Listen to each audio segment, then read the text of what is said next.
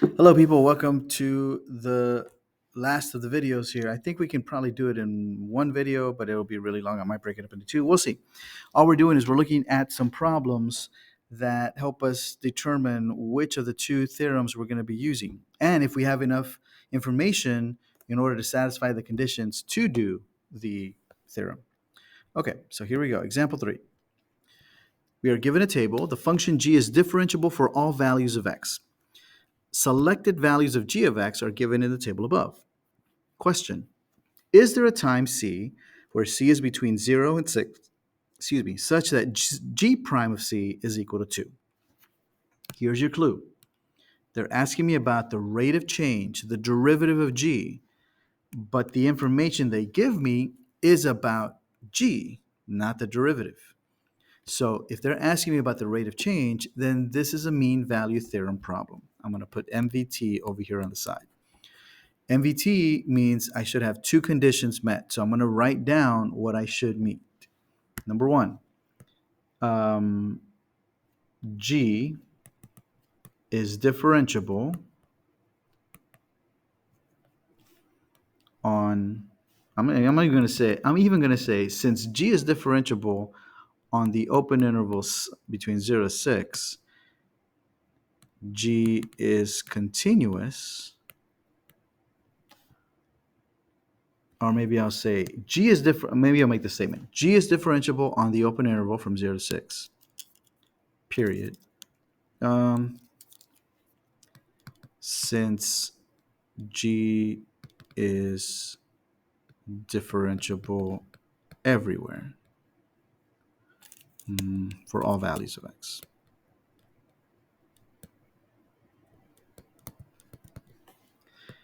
Since G is differentiable for all values, G is continuous on the closed interval from 0 to 6. So I have to claim those things, right? How do I know that G is differentiable on the open interval from 0 to 6? Because they told me G is differentiable everywhere. And then how do I know that G is continuous on the closed interval between 0 and 6? Because they told me G is differentiable everywhere. So if it's differentiable, then it has to be continuous. So therefore, and G of 6 minus G of 0 over 6 minus 0 equals, what does this equal? 10 minus negative 2 over 6, which would be 12 over 6, which is 2. So then I can say, by the mean value theorem,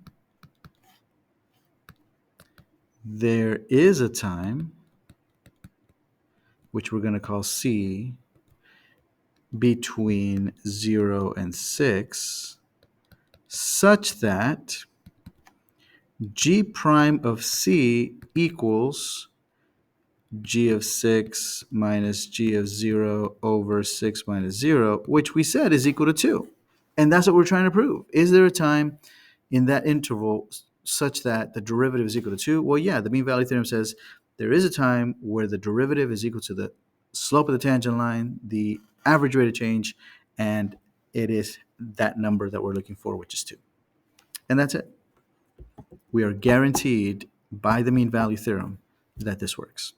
But I have to list, I guess the thing I want you to focus on is I have to list this, I have to list this, right? The conditions are met. That's what allows me to work all this slope business out and make it true. All right, let's see what the next one brings us. Example 4. The function f prime is differentiable for all values of x.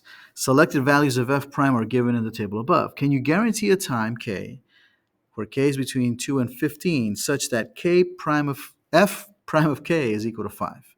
And give a reason for your answer.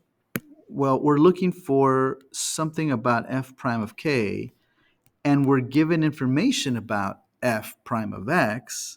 So therefore, this is the intermediate value theorem. When they ask you about the function that they give you, then it's intermediate value theorem. When they ask you about the derivative or the rate of change of the function they give you, that's the mean value theorem. That's how we're going to tell them apart. Let's see. So what do we need for the intermediate value theorem? Oh, we only need continuity, right? So I need to say, since f prime is differentiable for all values,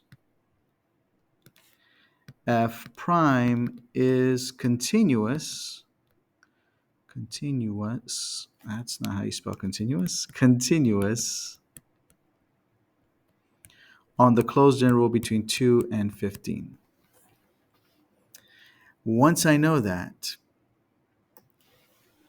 then I know that there has to be, by the intermediate value theorem. Oh, I guess I need to show one more thing. I need to show that f prime of 2, which is 1, and f prime of 15, which is 6, they bound or they trap the value that we want. So since that is true, that's true. And f prime of 2 is equal to 1, f prime of 15.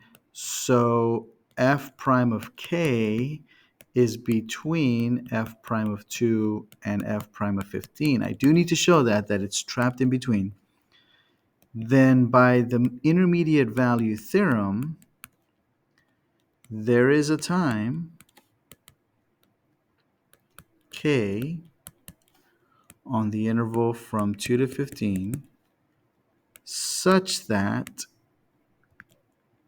f prime of k equals 5. And that's it. The big deal here, and I hope that this is what you walk away with, is what are they asking for? Does it have to do directly with, does it have to do like in green, does it have to do directly with the function that they give you? Or does it have to do with the rate of change of the function that they give you? Because that's going to determine which one you're going to do. Okay, so we're going to do the last one, and then we'll pause, and then we'll finish it off here momentarily. For t-values that are between 0 and 8 hours, the rate that people leave a museum can be modeled by the differentiable function L prime of t, where L prime is measured in people per hour. Selected values of L prime are shown above. Do the data in the table support the idea that L double prime of c is equal to 0 for some value of c where c is between 0 and 8? Give a reason for your answer. Well, let's take a look. This is what we're looking for, L double prime of c. This is what they give me, L prime of c. So they're asking me about the derivative of what I started with, which was a derivative. That's why it's the second derivative. So this is a mean value theorem. So I got to show two things. So they told me that by the differentiable function L prime of t, so L prime of t is differentiable on the open interval from 0 to 8, and therefore continuous on the closed interval from 0 to 8. So I met my two conditions. Now I'm going to find the slope. So I need to do L prime of,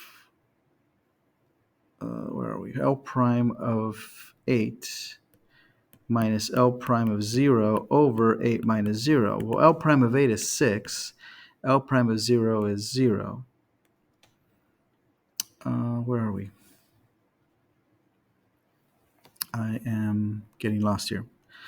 L prime of 8 is 6. L prime of 0 is also 6. My bad. And then this is 8, which is 0 divided by 8, and that's 0. So by the mean value theorem, there is, and actually we should say there's at least one point